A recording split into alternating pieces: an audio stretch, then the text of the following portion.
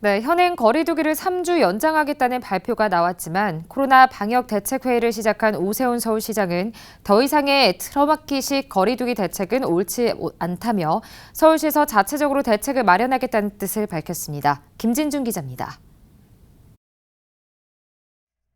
2주 전 120명 안팎 수준이었던 서울의 코로나19 일일 확진자 수는 지난주 평균 154명으로 늘더니 지난 6일부터는 200명대로 가파른 상승세를 보이고 있습니다.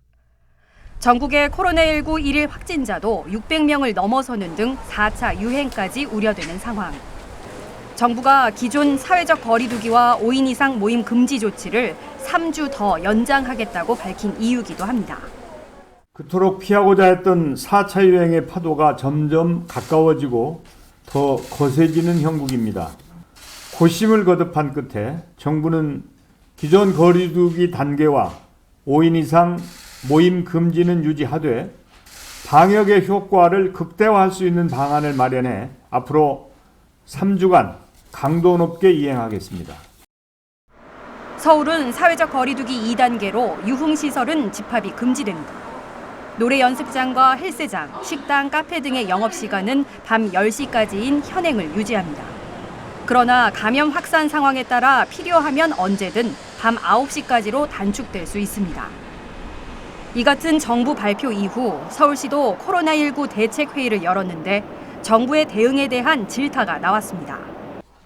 오세훈 서울시장은 지금까지와 같은 일률적인 사회적 거리두기는 지속하기 어렵다는 판단이 들었다며 서울시에서 주체적으로 대책을 마련해야 한다고 강조했습니다. 7구 부서에는 업종별, 업태별 매뉴얼을 완비해 거리두기 효율성을 높이고 자영업자들의 매출 타격을 최소화하는 대책 마련을 지시했습니다. 업종의 특성을 고려하지 않은 채 일률적으로 9시까지 혹은 10시까지 영업금지 원칙과 같은 일률적인 규제 중심의 거리두기를 더 이상은 아마 수인하기가 힘들 겁니다. 이제는 좀 바꿔야 합니다.